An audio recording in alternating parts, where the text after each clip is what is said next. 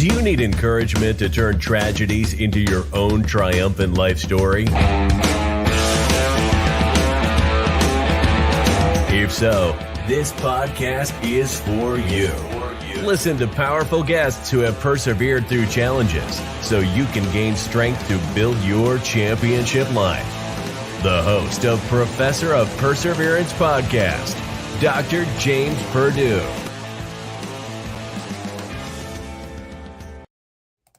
Hey, come on in. Today it's time to get fired up, get some inspiration, some motivation, something that we can grab a little hold of to get us through today. All right, we're all struggling. We're all going through something. Hey, we're getting out of a struggle and life comes around. What happens? Boom, we get kicked in the teeth again. All right, so today, our guest, hey, she is known as a happiness person. She is certified happiness trainer. She wants to show you how to create a life that you love now. Okay. She's an expertise in happiness, passion, purpose, self-love, spirituality. And not only that, she loves karaoke. She loves to sing. So maybe we can hit her up with something. I don't know. We'll see what we can do here. Get some happiness. We'll sing some happiness. All right. Welcome to the show, Tamara Zoner. Thank you so much. It's such a pleasure to be here. What a fun intro. You say that now, but you'll change your mind maybe in 20 minutes. So hopefully not, but you might. We'll see. So, all right. Happiness. So, we all deserve happiness throughout our life. And, life comes and things happen, whether, sometimes we know it's coming. When something's going on, then we go to the doctor and they give us a diagnosis, and sometimes unexpected things happen, car accident we weren't looking forward to. We all deserve happiness, even when we are struggling, to get that little light to give us something to look forward to. So I love how you phrase that, because life is always happening. Life is always happening. And a lot of people think, well, I can't be happy when this thing is happening, or until I get my raise, or until I have that perfect partner, or until my kids are grown up, or until everything outside of me changes. But the reality is we can be happier right now. That's why I put that little now at the end of things, because it's not dependent on external circumstances, on people, on situations, on the government, on COVID. It's dependent. Your happiness is dependent on you. The main difference the research has found between happy people and unhappy people is simply that they have different habits. So using the right habits and practicing happiness means that you can be happy no matter what. And even when those, what hits the fan, you bounce back more easily when you practice happiness on a daily basis. I've been there when that stuff hits the fan too. It's not pretty. Right? It's some stinky stuff. Yeah, it's not pretty. That's for sure. Okay. Oh, but what happens is we get caught up in the old poor pitiful me, and then we want to wallow around in it like a pig in the mud, and not get out of it. Yeah. And then we're wondering, why am I not so happy? Even when the disaster has passed us, Yeah. and we want to hang on to what happened in the past way too long. Not to say, I think we should visit the past. Oh, definitely. One, to show us where we've been, how far we've come, and how strong we really are. Two, hey, I like Al Bundy. When he goes, he always told everybody in the sitcom 4 touchdowns in one game. Not just all season, one game. Right. So, I like to relive some of my sports stuff that when I did well. And but you can't stay there forever. You still have to get out there and live your life and everything like that, so. Absolutely, because you only have this one moment, and it's always right now. The rest is the past or the future. And so many of us are living there ahead of where we're actually at, or behind, instead of right now. And right now, most of us are okay. Most of us are relatively happy right now. But the problem with our brains is that we tend to have repeating thoughts over and over and over. In fact, about 95% of our thoughts every day are repeated from the day before that, and the day before that, and the day before that.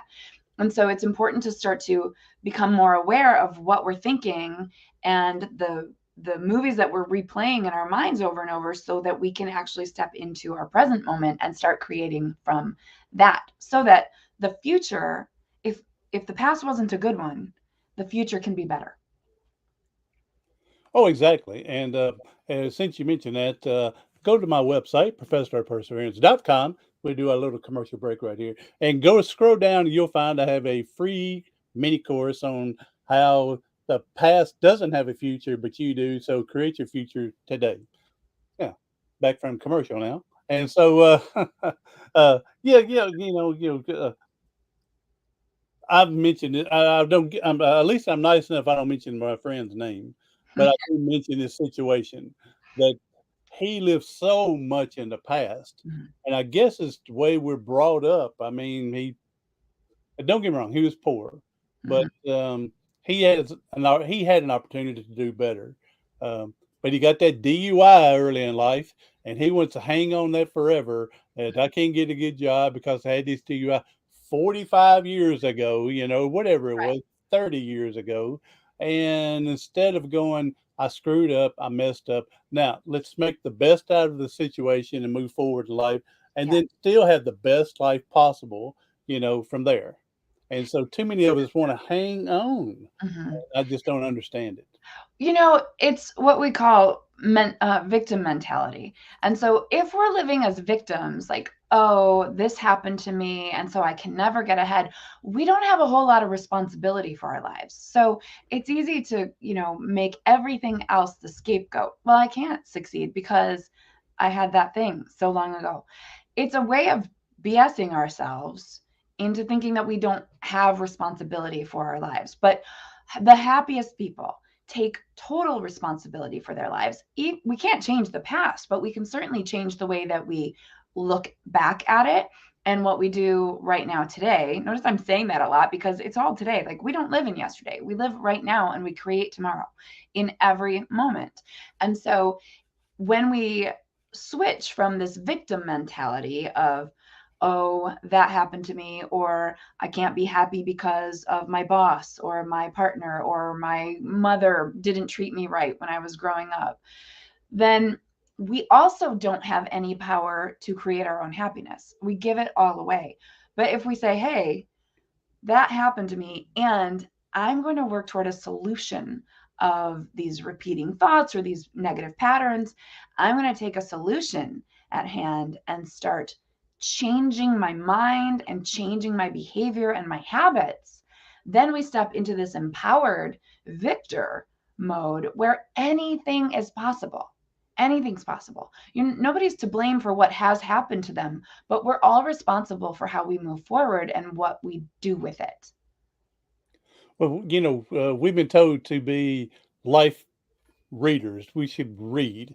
And they say what the average person doesn't read one book after they get out of school for the rest of their life. And so, but even though we should be life readers, we are definitely life students Hmm. if everybody wants to look at it that way. I mean, just because you get through school and you go, hey, I'm not going to learn anything. No, you better start learning stuff what life's teaching you and which you can learn from the past and then use that to get better for you, like you said, for your tomorrow, for your future and everything. Because there's a lot to learn from it.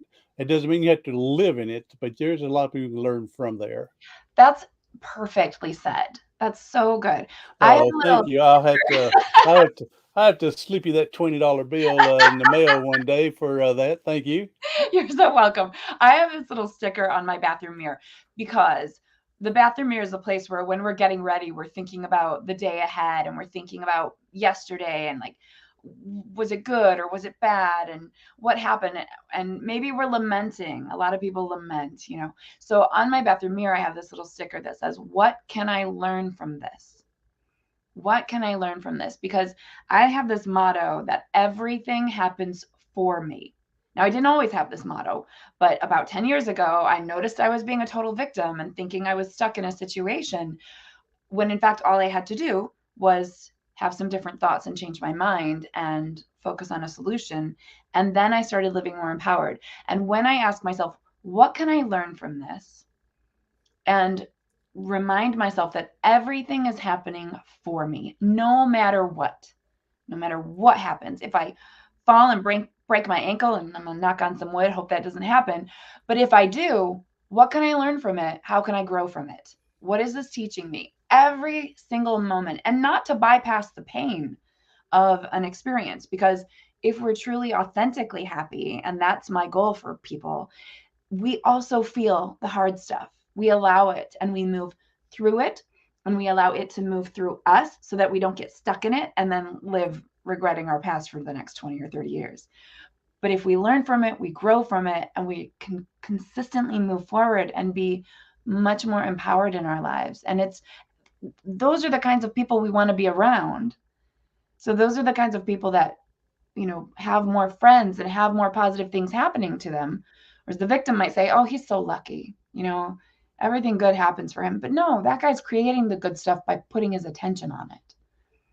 I like what you mentioned about how we grow, grow through this, not only learning, but growing. That way we can be better prepared for what comes next Mm-hmm. and to help us get through it.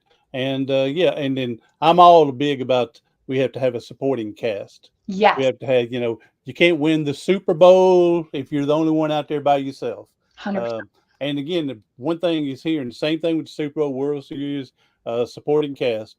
We don't have to like everything they do and like everything but we respect each other, Mm-hmm. and then and move forward from there. So you don't have to like. I'm also big, that people come into our lives.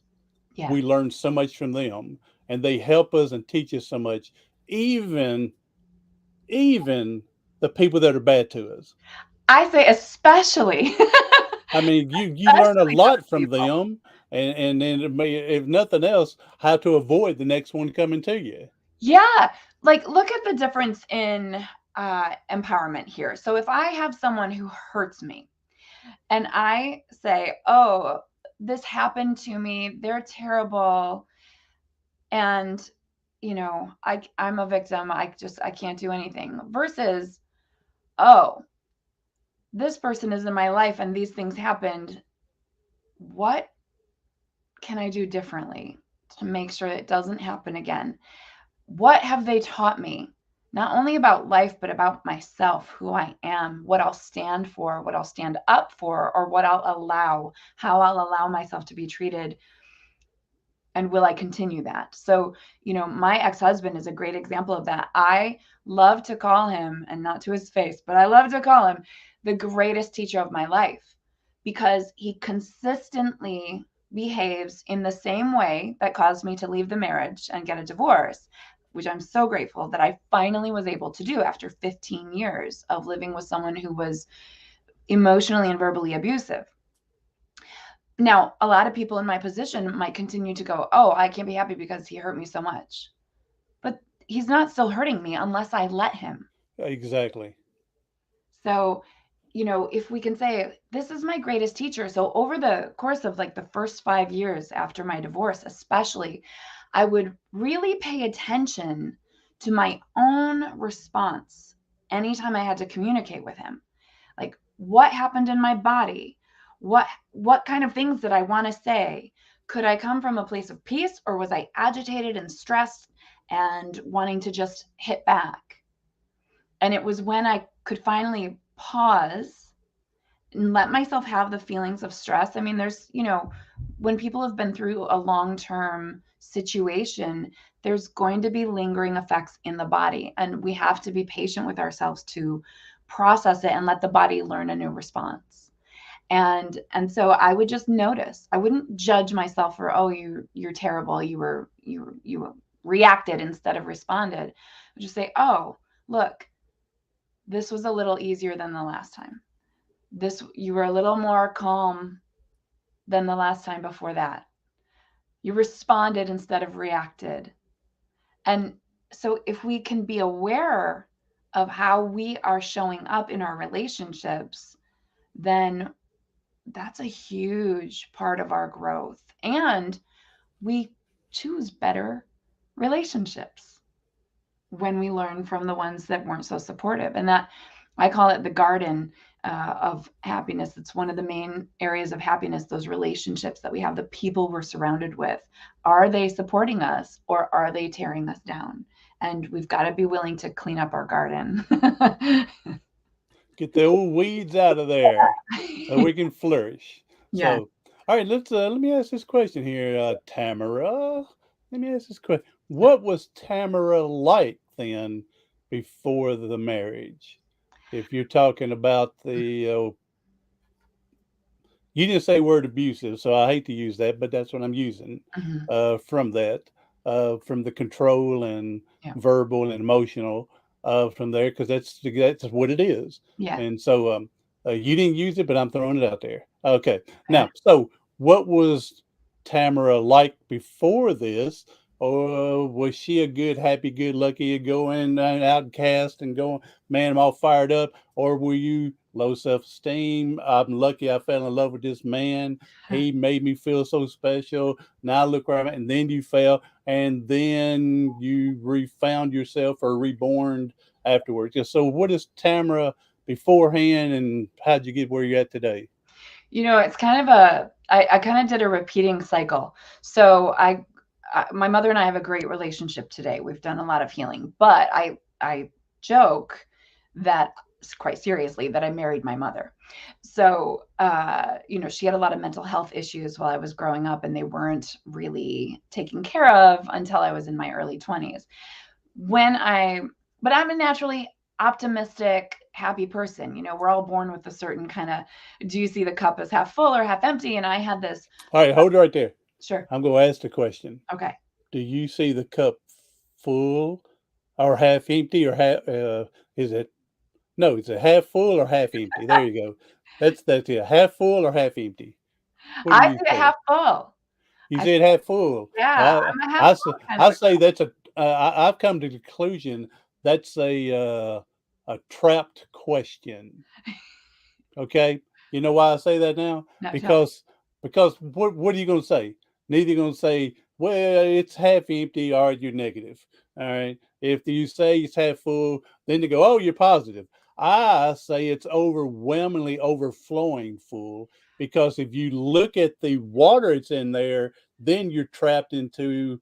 It depends how they phrase the question. If Yeah, you look at a cup, if they say, "Hey, is it half full of water or half full or not?" and then you're trapped into it. But if they just say it's half full or half empty, then let's look at the air that fills up in yeah, there that's overflowing. yeah. And so I think it's a trapped question. But again, you got to listen carefully if someone says full of water or not.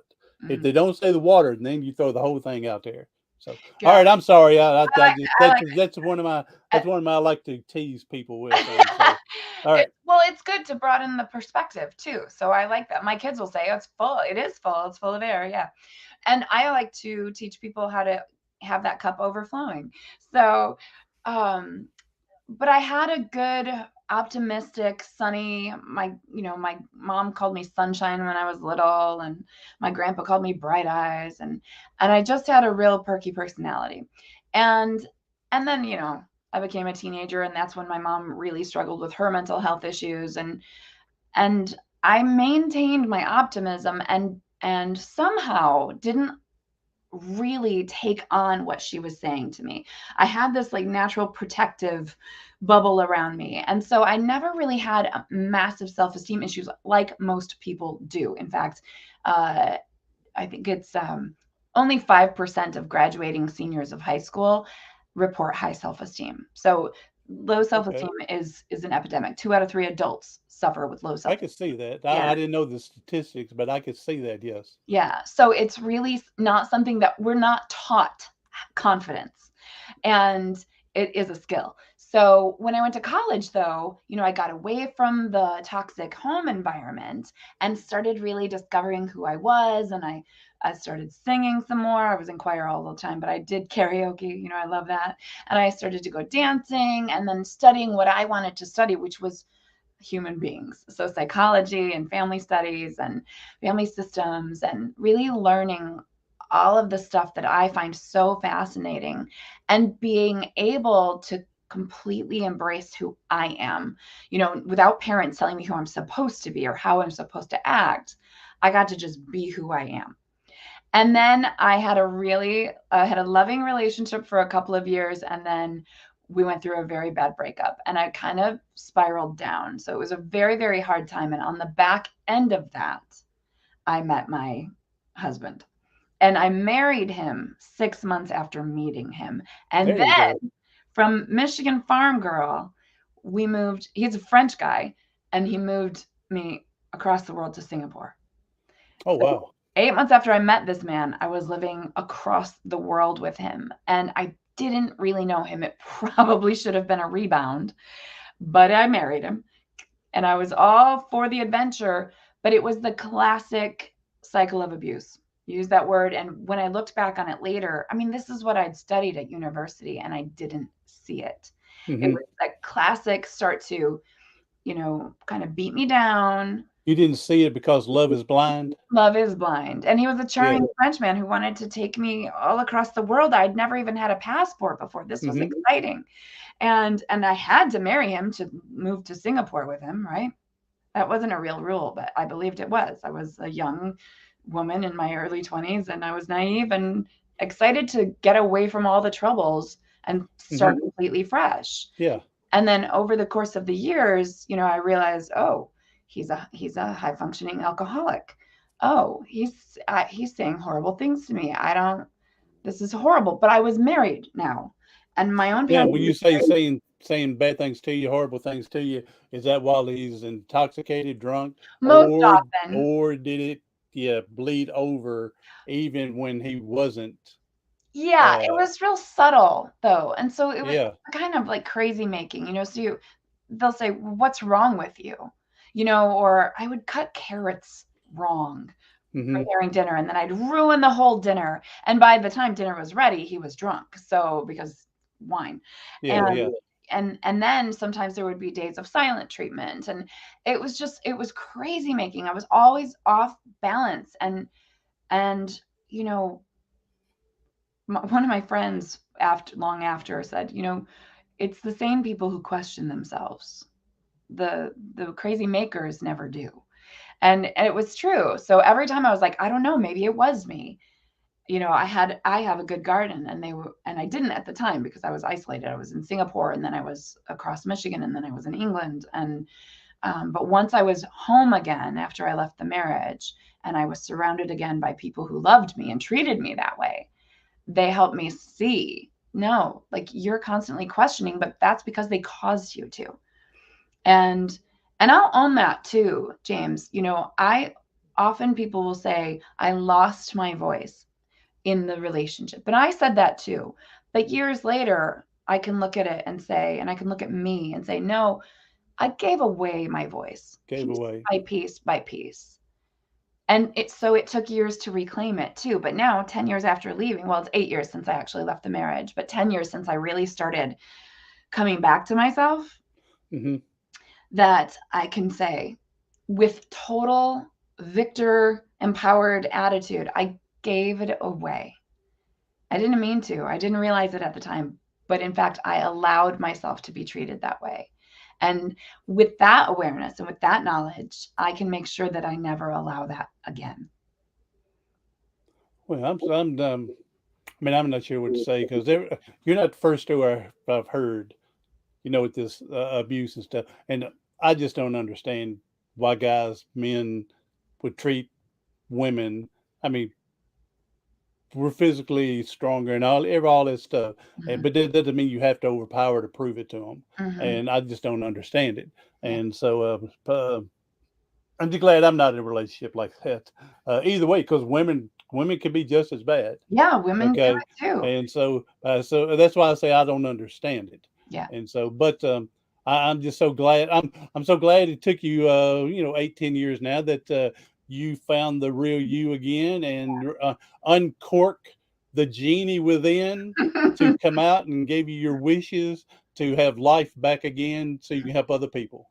Yeah, and that's another thing why I say everything happens for me, because I can help people, men and women, who've been through situations where they've felt disempowered, because I know what it feels like, and I know the steps that it takes to get yourself back and to feel strong and confident again, and then to create healthy relationships.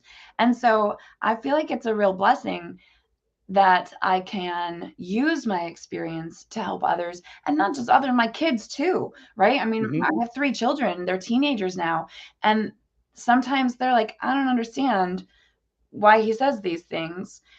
And I can say, hey, I don't either, but here's how we can, here are the tools that we need to use to stay strong within ourselves.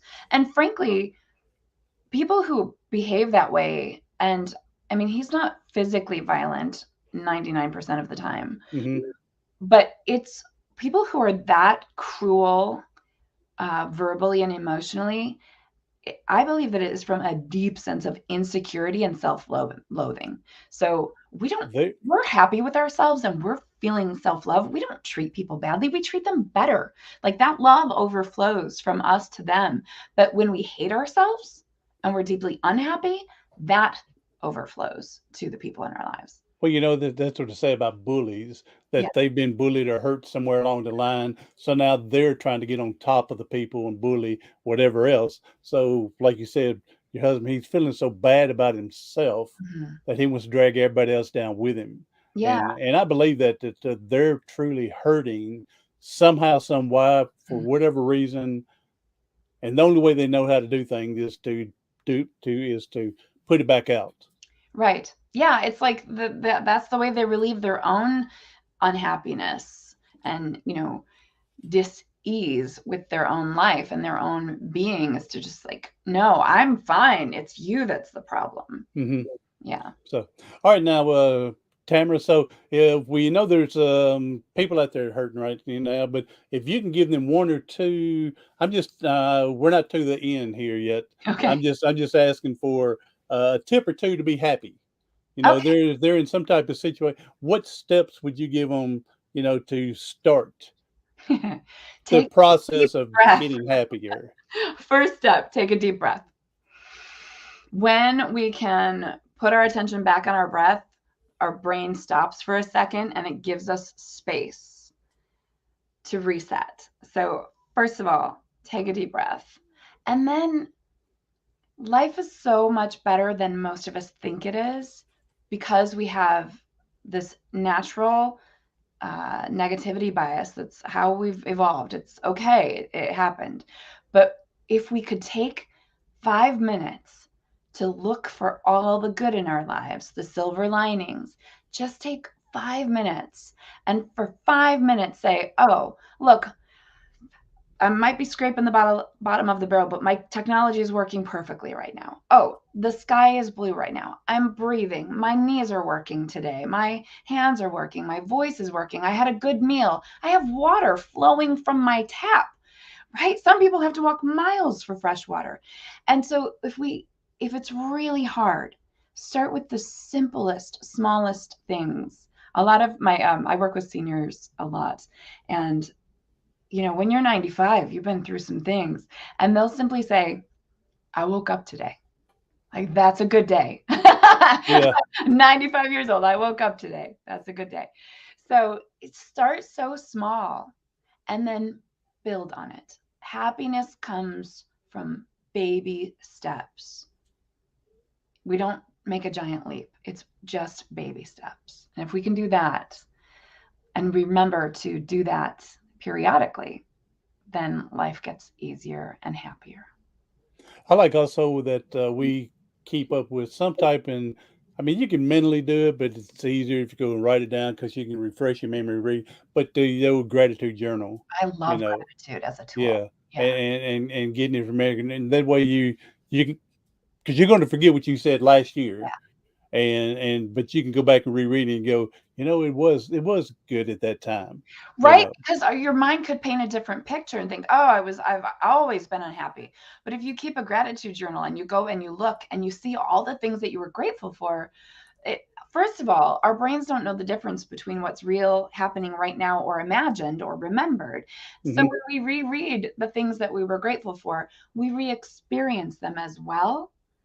And then our brains release those happy chemicals. We get Hmm. some oxytocin, we get some serotonin, and we feel better. So that is a wonderful tool.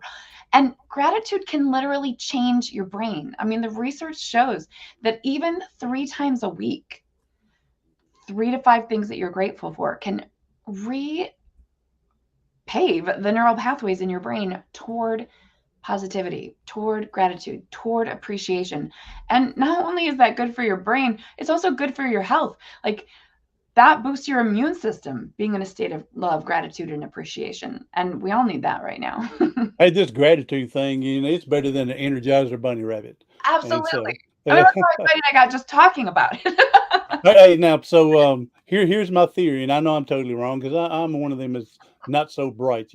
But here's my theory, and talking about, we've inherited this negativity, and what happens is, when we're a baby, how do we get attention? Well, my diaper is wet. Give me a clean. Well, I'm hungry. Well, I want you to hug me. And so we learn to be negative to get the attention. Hmm. And now we've got to retrain ourselves the rest of our life Yes. to get out of this negativity and be positive as much as possible. Yes. And then learn from that. And if you have kids or, eventually grandkids, then pay attention to the good stuff that they're doing. Give them verbal rewards for when they're doing things right instead of only paying attention to when they do things wrong. Yes. Thank you for vacuuming, even if they whined for the 20 minutes before they finally did it. Your room looks really great. I appreciate that you cleaned that, even if it took them 3 days. you know, I always tell my kids, like, we are a team, and you'll have a nicer mom if you help me keep this space that we live in the way that feels good. So I don't yell at my kids. I used to, because I was angry and unhappy in my marriage. And then that was part of my own healing, was to get a hold of myself. And, we have these mirror neurons. People reflect what they're getting from us. If I'm angry and I'm talking angrily, then you're going to start feeling angry and you might not even know why. But if I'm speaking kindly to you, if I'm loving, if you're my kid, I'm giving you a lot of hugs and I'm touching you in the arm and we've got a lot of oxytocin flowing, then it's so it's so much more positive of an environment. And then those kids are more willing to help because they feel good. Sad thing that I've come to realize is repeating patterns. When kids grow up in a certain situation, Mhm. abusive, then they think this is the normal life, Yes. and then they push it on in their lifestyle until they realize it's wrong. Yes. Okay. And so, like you're talking here, you don't yell anymore. Now you try to praise them to get them to do things, to Mhm. get them, in your right way. And so, yeah, it's amazing to me that a lot of people, and again, I don't have kids, so I don't have the dog in the fight on this part, Mhm. but I just don't see how they don't recognize that the kids are absorbing all this and Yeah. they're recognizing, well, this must be the way life is. Well, right, and they don't recognize it partially because between the ages of birth and 7 years old, our brains are in a meditative state and we're literally just absorbing what we see. And I read an interesting piece of research once when I was early in my transformational journey, which was that if you do have children, when your kids are about the same age as you were when you were receiving that message, when you were witnessing that behavior, that's when you start repeating it. And I noticed myself behaving like my mother, and I hated it because I had promised myself never to be like my mother. A lot of us say that, but then we just Hmm. repeat the cycle. But I noticed it and put a stop to it and asked my kids to help me. Again, I was like, we're a team and mommy's having trouble and I want your help so that I can not yell, right? So if I'm not yelling, my attention's still on yelling, and I'm going to keep doing it. But I switched my language to speaking with loving kindness so that I had a happy, harmonious family life, which I didn't experience growing up. We had a beautiful, fun, loving family, but there was a lot of explosive emotions. And I wanted a happy, harmonious family life. And so I put my attention on that, invited my children to work with me. And when they saw me getting frustrated, they had multiple ways to help me. They could do what I asked, and they could just let me know, Mom, it seems like you're getting really agitated. Remember what you said. You told us we could tell you when you were getting angry. Mm-hmm. And then I'd say, oh, thank you. Okay. And I also put notes up around my house as reminders, like speak with loving kindness. And You didn't go, you think that's angry. You wait. No, no, I'm kidding. I'm no, kidding. but parents do that, right? And I've witnessed this in my own siblings, repeating patterns that they witness because they haven't yet uh, had whatever they needed to have to change it. I needed to change it. And so I looked very carefully at myself and my behavior and made the changes. And I just spent some time with my sister and her family. She also has 3 kids. And they're just reflecting to her what she's giving to them. I mean, they all love, there's lots of love, but there's a lot of anger too. And a lot Mhm. of like, my niece shoved her brother and then said he's being mean to me. And I was just like, okay, this would have been my kids too.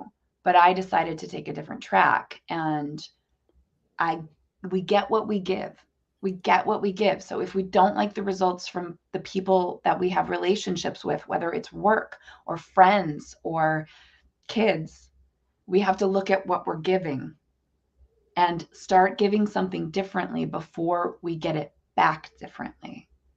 And when we're traveling that road with the potholes and the cracks in it and the broken sides, what do? Repave it. Yes. Repave it to get it as smooth as possible and go from there. Tamara, boy, you have been, well, let's say Tamara boy, not Tamara boy, Tamara girl, you have been a blessing today with me. I mean, I'm all fired up just listening to how happy you are and everything. And again, I'm glad that you've refound the reopen the genie bottle Yeah, to I love let that. the come out Thank you. from there. So appreciate it. Hey, go ahead and tell us your social media, website, stuff like that Mhm. for people to find you. Cool. So thank you. My name is pretty unique. So most people can just write Tamara Zoner. I think there's only one other Tamara Zoner in the whole world, and she has all her stuff in Spanish. So it's not me. But I am most prevalent on YouTube, Instagram, and Facebook, all under Tamara Zoner. And tamarazoner.com will get you to my website where you can find everything else. And I also have a podcast called Spirit Cafe where we have conversations to perk up your soul.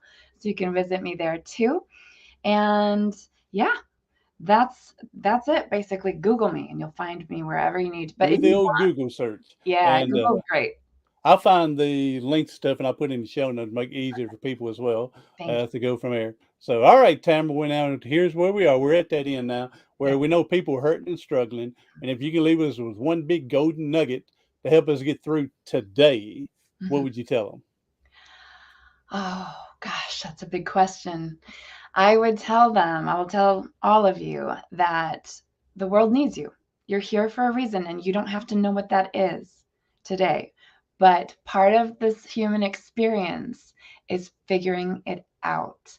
And it might just be that your smile changes someone else's life, and that's the whole purpose. So be yourself in this world and be willing to be brave and vulnerable, and then forgive yourself when you're not. Love yourself, forgive yourself, repeat, repeat, repeat. Repeat and re-rinse and repeat again. Yeah, yeah. So I'm a big believer into the we've been taught as growing up, we've been taught to forgive others that have wronged us, however we perceived it, Mhm. but we're not taught enough that we need to forgive ourselves for the stupid stuff Yeah, we've done, and then again learn, grow, and move forward in life. yeah. So Self-love, self-forgiveness, self-compassion are the bare necessities for happiness. So, all right, then this self-love thing, we have to get on that on a different topic, Yeah. different day. So, Tamara, thank you for being here. You've been a blessing, and I'm glad that we met through this big internet world here and everything. Me too. And so we'll go from there. Hey, everyone, be sure to share us out. You know that you need some happiness. You know someone that can sure you some happiness. And so take this little story here from Tamara and some little points you gave as well, and help improve your situation as well. Get some happiness from when you deserve it. So, hey, I'm Dr. James Purdue, the professor of perseverance. Welcome, and again, thank you for coming to the Professor of Perseverance podcast. Do something today, tomorrow, something next week that's going to help you persevere past your paralysis.